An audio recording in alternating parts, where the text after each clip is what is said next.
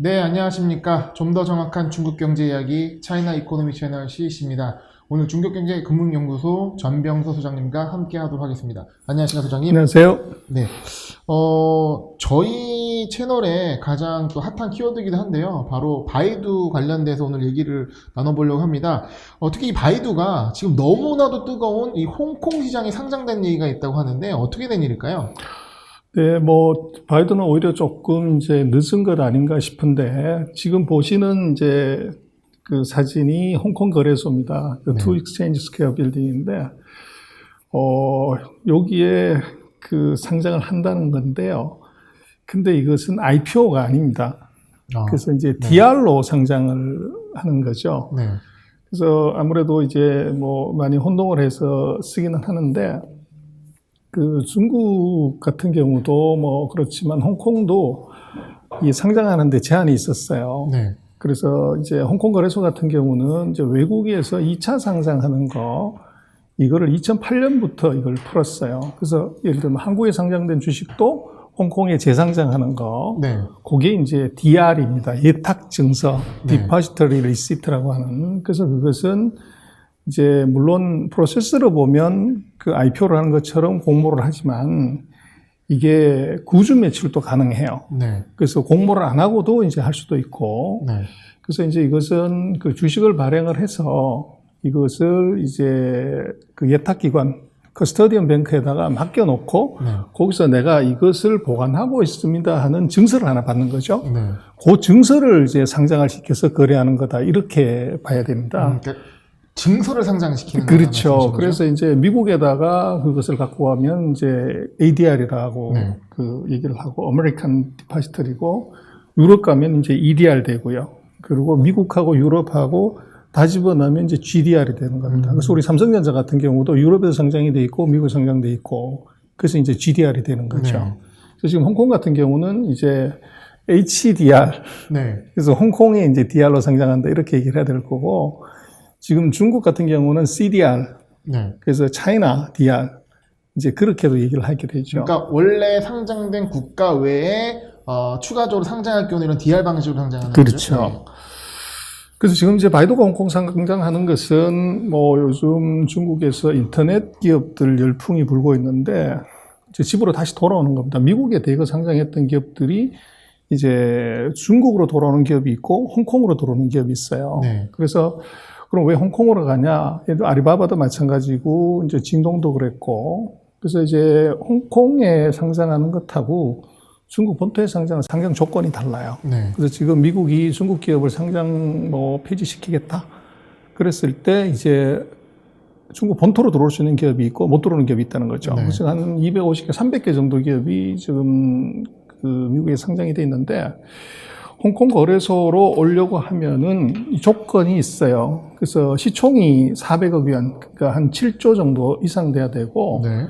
그리고 이제 100억 위안, 한 1조 6천 이상이라고 하면 그 매출이 10억 위안 이상 돼야 됩니다. 그래서 어느 정도 규모가 되지 않으면 홍콩으로 상장 그렇죠. 못하네요. 그래서 어쨌거나 하여간 이제 미국에서는 아웃되고 홍콩으로 계속 들어오는데, 그래서 이제 바이두는 왜 홍콩에 상장하려고 하냐 그러면 이게 바이두뿐만 아니라 중국 기업들의 공통적인 특징이긴 한데, 그 미국이 중국 기업 상장 폐지시키겠다. 요게 이제 제일 중요한 이유죠. 그래서 지금 미국 국방부가 리스트에 올리면 그 미국 아이들을 가진 기관과 개인은 그 주식을 살 수 없고 지수에서 이제 빠지는 거죠.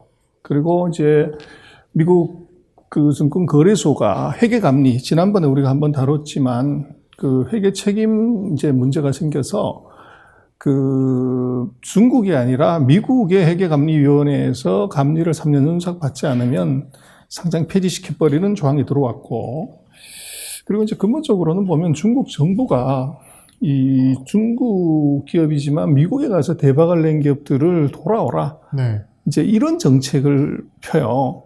그래서 이제 예전에는 그 상장 요건이 안 된다고 미국으로 갔는데 이제는 이제 생각을 해보니까 이게 돈은 중국에서 벌고 상장은 이제 미국에 돼 있기 때문에 중국에서 돈을 많이 벌면 주가는 미국에서 올라가니까 미국 네. 투자가들이 이익을 본다. 이렇게 이제 정부가 생각하는 거죠.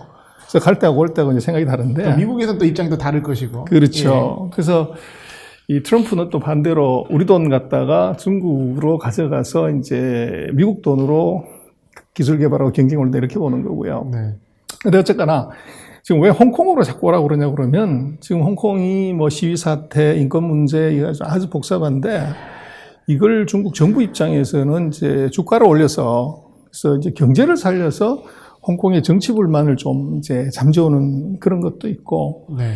그리고 이제 홍콩 시장에서 그 어떻게 보면 이제 돈들이 전 세계 돈이 다 들어오기 때문에 여기서 이제 주식을 발행하게 되면 돈은 중국 본토로 들어오는 거죠. 그래서 이제 외국 자본의 이 돈 빨아들이기 이게 있고 그래서 근본적으로 보면 근데 왜 이제 홍콩 거래소에 상장하냐 이렇게 이제 생각할 수 있는데 이것의 문제는 차등 의결권 제도예요. 그래서 미국에 상장된 이제 특히 인터넷 기업들 같은 경우는 일대 주주 지분율이 굉장히 낮아요. 그럼 언제든지 M&A에 노출이 될 수 있는데 그것을 막는 방법이 예를 들면 지난번에도 우리 한번 봤지만 A, B, C로 나눠서 A 주주는 예를 들어서 8표를 갖고 B 주주는 4표, C 주주는 1표. 또 지금 아리바바 같은 경우는 이제 무의결권주. 그러니까 창업자들만 의결권이 있는 주식을 갖고 있고 나머지는 의결권이 없는 주식을 발행을 해서 이 설사 아리바바의 마윈 같은 경우는 4%밖에 지분이 없지만 경영권을 유지할 수 있게끔 그렇게 만든 거죠. 그런데 이런 이제 차등 의결권 제도는 우리나라도 허용이 되지 않고 특히 중국 본토는 이게 주주 평등의 원칙에 위배된다. 그래서 이게 허용이 안 돼요. 네. 그래서 아리바바나 지금 징동이나 이런 회사들은 본토에 상장을 못하고 홍콩에다 상장하는 거죠. 그래서 그게 제일 이제 의미가 있고. 근데 홍콩도 원래는 이것을 금지시켰다. 2018년 4월에 이걸 풀었어요. 그렇게 예전은 아니네요. 그렇죠. 네. 그래서 지금 왕이나 알리바바나 징동 같은 회사가 이제 돌아온 거죠. 네. 그래서 지금 이제 바이두 홍콩에 대해서 먼저 관심들이 대단히 많고 또 한국 언론에서도 보도를 하고 하지만 이게 두 가지 이제 최근에 보면 그 1월 22일 날 홍콩 거래소에 상장 신청을 했다. 네. 이런 이제 보도가 나오고 네. 또 하나는 이제 구정 지나고 나서 상장 신청할 거다. 네. 이제 이런 얘기들이 같이 나돌아요. 확실히 뭔가 움직임이 있는데 공표가 된 건 아니란 말씀이시죠? 그래서 이제 왜 이제 이게 이러냐 그러면 그 IPO를 하게 되면 이게 상장 스케줄을 반드시 공시해야 돼요. 네. 근데 이게 홍콩 거래소의 규정에 보면 세컨더리 리스팅, 네. 이 DR로 상장하는 경우는 이게 심사 끝나고 나서 공시를 해도 아무 문제가 없어요. 그래서 그 과정은 비밀로 붙여도 되는 거죠. 네. 그래서 이제 썰이 나도는데 지금 그 바이두 같은 경우는 지금 이제 금년도 들어가지고 12월 달부터 1월 달까지 미국에 상장된 중국 기업 중에서 주가가 아주 폭등한 기업이 있어요. 비리비리라고. 비리비리. 그렇죠. 네, 빌리빌리, 비리비리. 비리비리. 주가가 엄청난데요, 그거. 그래서 이제 이 회사도 네. 그 홍콩에다가 재상장을 하려고 해요. 네. 그래서 이제 인기도에서 보면 지금 인터넷이나 뭐 플랫폼 기업들의 인기가 너무 크기 때문에 네. 지금 바이두 같은 경우는 아무래도 약간 그 나이 든 느낌? 그래서 이게 두 개 같이 붙여놨을 때 이게 탄력성이 좋은 놈이 이제 매기가 몰릴 가능성이 있죠. 수급 이슈는 있기 때문에. 그렇죠. 그래서 이제 바이두 입장에서는 비리비리하고 동시에 같이 상장하는 거는 그런 리스크가 있으니까 그 시간을 피하려고. 그러니까 극장에 그 블록버스터가 2개 개봉이 예정됐는데 개봉 일정 서로 눈치를 보는 게 있어요. 그렇죠. 그래서 지금까지 확인된 거는 이제 1월 22일 날 그 3월 1일 날 임시주총을 하겠다. 네. 그리고 8대1로 액면 분할을 한다. 네. 그리고 DR을 발행한다. 네. 이제 요거를 공시했어요. 지금 화면에 나오지만 요게 이제 그 공시 내용입니다. 네. 그래서 확정된 것은 8대1 이제 액면 분할해서 거래 단위를 높이는 것이고, 그래서 DR을 발행한 데까지만 한 거고요. 그래서 지금 이제 뭐 아직 빅스는 아닌데 얘기된 것은 이제 주관사는 골드만삭스하고 그 CT 그 원래 이제 뭐 듀얼 리스팅을 하게 되면 하나는 국내 회사, 하나는 외국 회사 그렇게 하죠. 네. 그래서 뭐 외국계는 골드만삭스가 이제 세계에서 제일 큰 IB가 들어가고 그 중국에서는 중국에서 제일 큰 중신증권이 이제 그 리드 매니저로 들어가는 겁니다. 그래서 네. 공모 규모는 지금 35억 달러, 한 270억 홍콩 달러인데 알리바바 때 875억 홍콩 달러를 펀딩했고 징동이 300억 달러 했으니까 그보다 잠깐 작습니다. 근데 이것은 이제 미니멈인데 지금처럼 장이 좋으면 아마 270억을 목표로 했더라도 오버부킹이 생기면 이거보다 훨씬 넘어갈 가능성이 높죠. 네.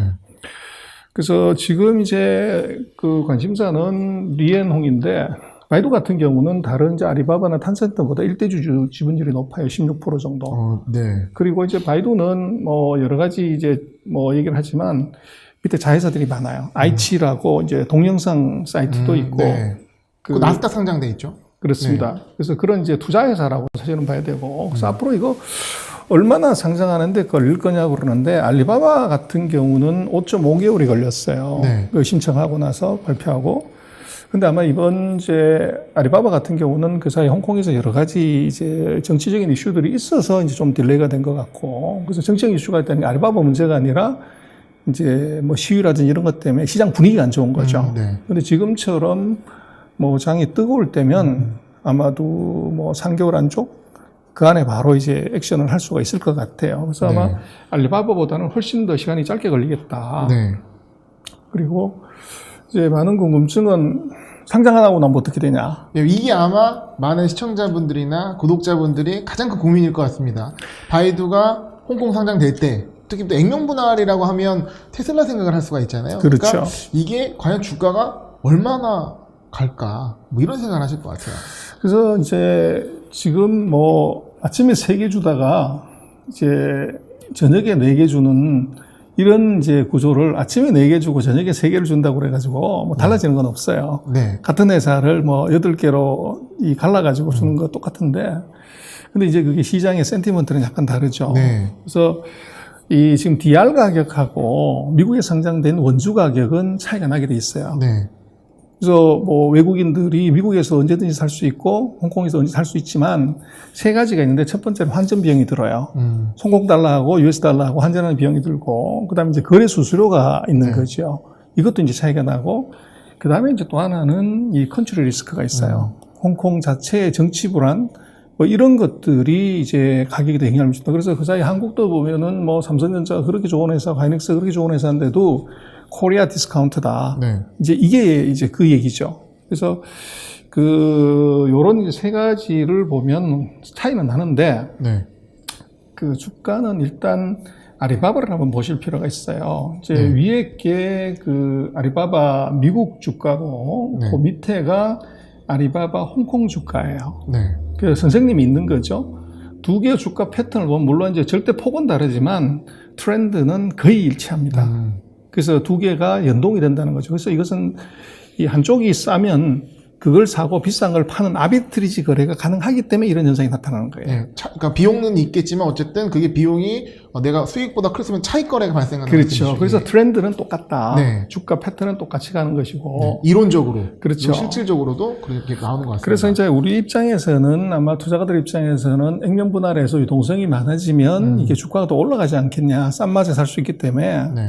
그러나 주식시장은 굉장히 냉정해요. 그래서 제가 볼 때는 뭐 이 테슬라 같은 경우도 액면 분할해서 올라갔다기보다는 이것이 그 전기차 사업에서의 새로운 비즈니스 모델, 새로운 성장, 뭐 이런 것 때문에 간 거라고 봐야지 액면 분할한다고 해서 간다. 그것은 조금 이제 그 테마성일 뿐이에요. 그래서 네. 지금 그러니까 단기적으로는 효과가 있을 수 있어요. 뭐 그럴 수는 있죠. 강세장일 때는. 예. 오히려 약세장일 때는 뭐 반대 효과도 나타나고. 네. 그래서 지금 중요한 것은 이제 바이두 같은 경우는 이 상장보다는 AI하고 그 자율주행 자동차, 전기차 이 3가지에서 주가가 결정이 된다고 봐야 돼요. 그래서 지금 AI 사업은 뭐 중국에서 지금 가장 잘하고 있고 정부가 지정한 이제 자동차 쪽에 아폴로 비즈니스죠. 그래서 그렇고 두 번째는 이제 자율주행.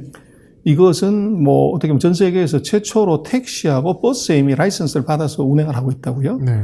그리고 이제 최근에 뭐 얘기가 나왔습니다만 지리 자동차하고 그 전기차 제조를 하는 이 3가지가 이게 중요해요.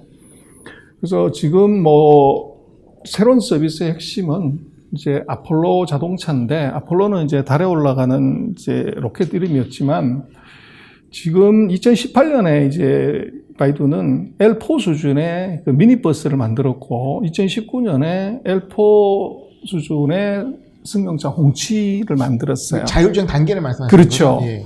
그래서 사람이 손대지 않고 가는 거. 네. 그리고 2020년에 지금 세계 도시에 로봇 택시라고 이제 운전사가 손을 안 대는 운전사가 없는 택시를 이미 런치를 해서 테스트를 하고 있어요. 네.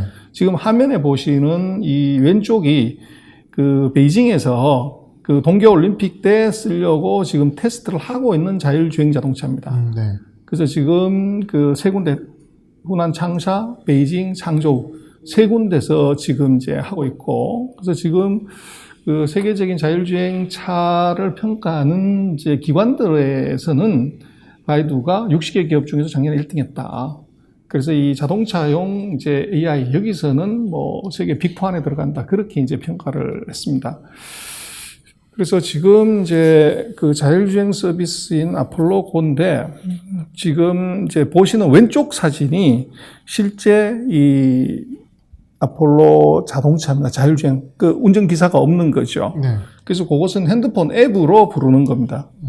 우리 뭐 대리운전 부르거나 이제 택시 부르듯이 카카오로 그렇게 부르고 나면 거기다가 자기 위치를 찍으면 이제 운전수 없는 드라이버리스 택시가 네. 거기 모셔서 내리는 거죠. 그래서 요게 지금 그 620개 정도 정거장을 지금 만들어 놓고 쓰고 있고, 지금까지 이 커브한 지역이 391평방킬로미터. 이 범주 안에서 이제 계속 돌아다니면서 택시를 지금 하는데, 지금 그 바이두 같은 경우는 앞으로 3년 내에 중국의 30개 도시에 그 드라이버리스 택시, 그러니까 택시가 자기가 알아서 오고 이제 알아서 내려주는 이걸 한다는 거죠. 그래서 이것이 이제 어떻게 보면 굉장히 매력적인 또 뭐 미래에 정말로 그런 꿈을 얘기했지만 현실화를 하고 있는 진짜 기업이 이제 바이두라는 거죠. 그러니까 이게 어떻게 보면은 뭐 인건비도 줄일 수 있겠지만 어떤 데이터로 관리되면서 최대 효율을 뽑는 부분이 가능하겠네요. 그렇습니다. 그게 이제 빅데이터하고 딥러닝이 되는 거니까.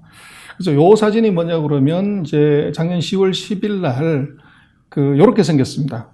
그 자율주행 택시가. 네. 그래서 지금 북경에 들어왔다는 광고를 지금 했고, 오른쪽에는 이제 그 북경에서 이걸 이용할 사람들, 이거 이제 우리 같은 가입자, 네. 그렇죠. 이걸 모집하는 광고입니다. 네. 그래서 뭐 중국 분들이 여러 가지로 이제 뭐 호기심도 많은 사람들이라서 이제 그걸 타보려고 하는 사람들이 많죠. 근데 어떻게 생각하면 위험하지 않을까 이러는데도 이제 줄을 서서 인기가 많군요. 예. 그래서 이제 또 하나 이제 바이두를 얘기할 때 뭐 지난번에도 우리 한번 얘기를 드렸지만 이 캐시우드 얘기를 안 할 수가 없을 것 같아요. 아크에. 예. 그래서 뭐 캐시우드가 이 돈나무라고 한국에서는 그렇게 얘기 안 되는데 그래서 지금 놓고 보면 그 캐시우드의 최애 종목이 중국 주식 중에서는 이제 바이두다 뭐 그렇게 얘기를 하는데 이것의 이제 의미는 근본적으로 이런 것 같아요. 이게 언더밸류 돼 있다는 거죠. PER 놓고 보면 아리바바, 핀도두어, 징동, 웨일라이 뭐 이거하고 비교가 안 되는 정도로 이게 그 밸류에이션이 낮고 그리고 시총도 아직 뭐 이제 낮은 수준에 있다는 거고요. 그래서 연초 1회로 지금 상승한 것도 보면 한 17% 정도.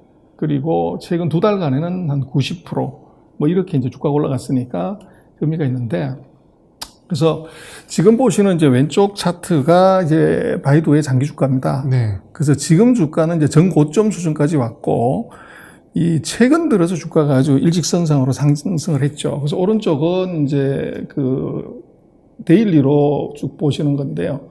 최근 한 달간도 보면 이제 아주 견조하게 오른쪽으로 이제 그렇게 가고 있습니다.